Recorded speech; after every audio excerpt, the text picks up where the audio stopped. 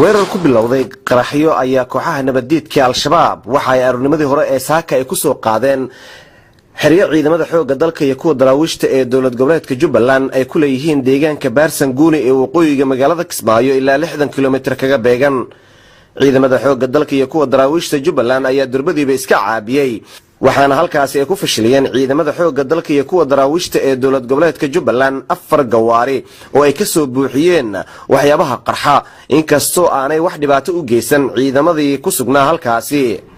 kadibna waxaa bilowday iska horimaad aad u xoogan iyadoona ciidamada xooga dalka iyo kuwa daraawiishta Jubbaland oo ay kaabayaan ciidamada danab ee commandoska ay markii dambe ku guuleysteen in ay kooxaha nabadiidku ay gaarsiiyaan ilaa deegaanka Kamsuma waxaana halkaasi sidoo kale ka dhacay oo feer socday weerarkaasi duqeyn xagga cirka ah oo ciidamada beesha caalamka ee taageera Soomaaliya ay halkaasi ka fuliyeen sidaad aragtaan gaarigan waa mid ka mid ah gaadiidka ay adeegsanayeen kooxaha nabadiidka waxaana halkaasi ku duqeeyay diyaaradaha dagaalka iyadoona halkaasi ay ku geeriyoodeen in ka badan 80 maleeshiyaadka al-shabaab ahi oo gaarigan saarnaa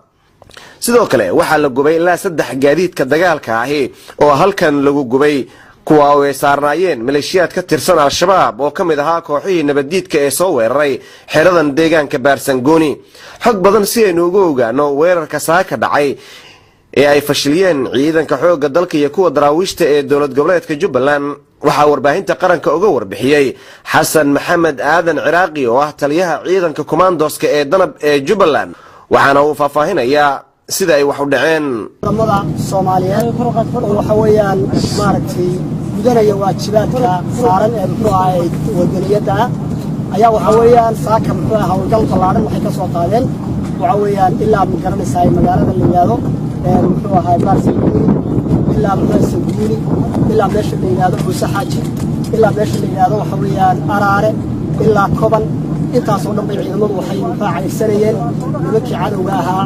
ee soo weeraray xerada Baarsanguuni runtii waxa weeyaan nimanka cadawga jab iyo halaas baa halka ka soo gaaray waxaanu anagu maanta aanu ku guuleysanay inaanu mufaacadowga baabi'ino 75 mufaacadowga ka tirsan oo al-shabaab yaanu maanta waxa weeyaan dhimashadooda ummadda Soomaaliyeed una soo bandhigaynaa una cadaynaynaa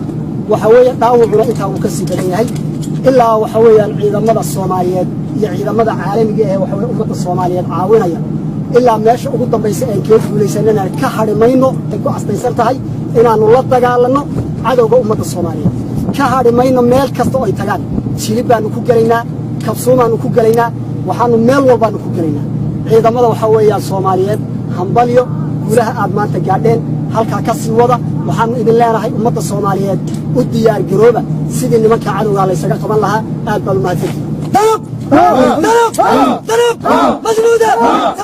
darbaxadii ugu cusleed ayaa kooxaha nabadiidka al-shabaab ay saaka kala kulmeen weerarkan oo ay doonayeen in ay markaa ku soo qaadaan xiriir ciidamada xooga dalka iyo daraawiishta ay ku leeyihiin deegaanka Baarsanguuni balse waxa ay kala kulmeen dhibaatadii ugu cusleed iyo dhimashadii ugu badneed oo kooxahaasi